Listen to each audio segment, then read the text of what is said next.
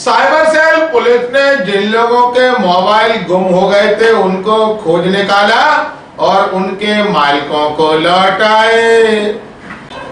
Crime branch की cyber cell और कुछ जागरूक नागरिकों की मदद से गुम हुए 101 मोबाइलों को खोजकर उनके मालिकों को लौटाया गया। इनकी कीमत लगभग 23 लाख रुपए बताई गई। पुलिस की इस कार्रवाई से जहां मोबाइल दोबारा मिलने पर लोगों के चेहरे पर मुस्कान लौटी, वहीं दूसरी ओर जागरूक नागरिकों द्वारा लावारिस हालत में मिले मोबाइलों को पुलिस तक पहुंचाने वालों का भी सम्मान किया गया। जो मोबाइल मिले हैं उनमें Apple, Oppo, OnePlus, Samsung, Vivo, Tecno, Redmi सहित अन्य कंपनियों के मोबाइल हैं।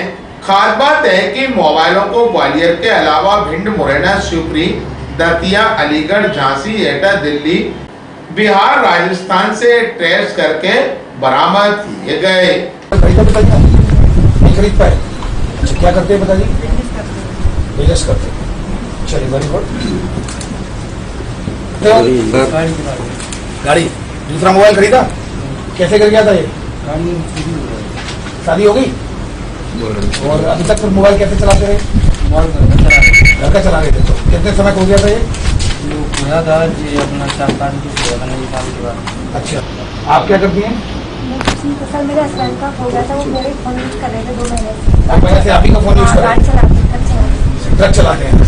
सत्यम शर्मा, आपको कैसा लगा? सत्यम अच्छा लग रहा है मिलके, क्योंकि मैं अपना फोन चला सकूँ।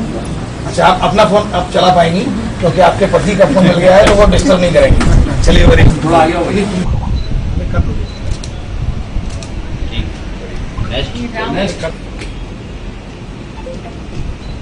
ग्वालियर अभी तक से चर्चा के दौरान जागरूक युवा राहुल माहौर, एडिशनल एसपी राजेश डंडौतिया का। सर मेरा नाम राहुल माहौर है। मैं सैटरडे को फार्मेसी डिपार्टमेंट गया था अपने काम से लिए, तो वहाँ पे मुझे जैसे मेरा काम नहीं हुआ तो मैं अपने रूम पे जा रहा था तो मुझे रास्ते में पड़ा मोबाइल मिला, आईफोन। तो फिर उस पे से किसी का फोन आ रहा था तो मैंने बात की तो उसने बोला कि मैं उसका फ्रेंड बोल रहा हूँ, आप मुझे मोबाइल दे दीजिए गोविंदपुरी। तो फिर मैंने उसको मोबाइल देना उचित नहीं समझा सर, क्योंकि कोई फ्रेंड आके मोबाइल ले जाएगा और फिर हम उसमें प्रॉब्लम में आ जाएं, उल्टा हम मदद कर रहे हैं किसी और की।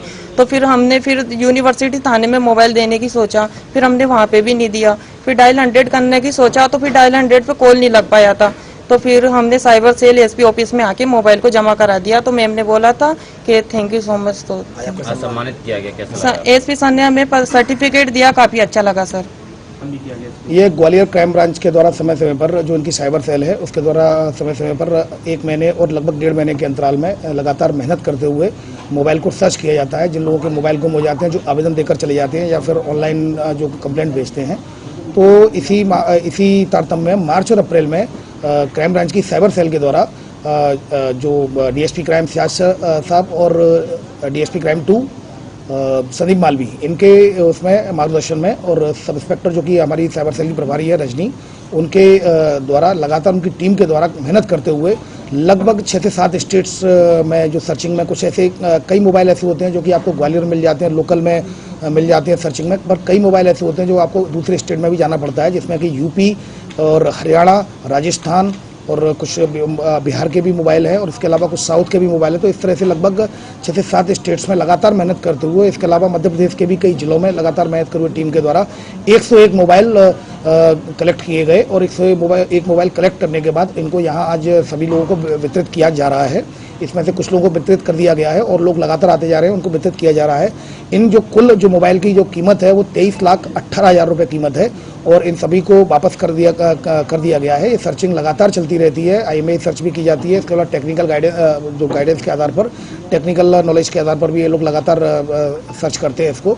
इसमें जो कई केसेज ऐसे थे जिसमें कि एक जबलपुर से मूर्ति बेचने आया हुआ था ग्वालियर, तो उसका मोबाइल गिर गया था तो वो भी काफ़ी परेशान था। इसमें से कई लोग ऐसे थे जिनकी अभी मोबाइल उनका गिर गया और उनकी किस्तें भी नहीं गई थी और उसके बाद उनको दूसरा मोबाइल खरीद पाने की स्थिति नहीं थी, पैसा नहीं था, तो वो कहीं अपनी पत्नी का या अपने भांजे का या फिर अपनी सिस्टर का मोबाइल चला रहे थे। तो इस तरह के कई केसेस सामने आए हैं जिसमें कि एक ऑटो ड्राइवर था जो कि अपनी पत्नी का मोबाइल चला रहा था। ऐसे ही एक लैब टेक्नीशियन था, वो भी अपनी वाइफ का मोबाइल यूज़ कर रहा था। एक व्यक्ति का मोबाइल सगाई के समय गिर गया तो उसने अपनी बड़ी सिस्टर से लेकर जब तक काम चला रहा था तो फिर अब उसको मिल गया है, तो ऐसा विश्वास दिला के गया है कि वो वापस कर देगा अपने सिस्टर को। और इसके अलावा भी इस तरह के कई ऐसे जो प्रकरण केसेज सामने आए जिसमें कि जो कि फरियादी है उसके द्वारा किस्तें पूरी भी नहीं हो पाई हैं और मोबाइल चला गया और वो बड़ी परेशानी में उसको कहीं किसी न किसी कहीं अपनी पत्नी का या किसी दूसरे का लेकर काम चला रहा था।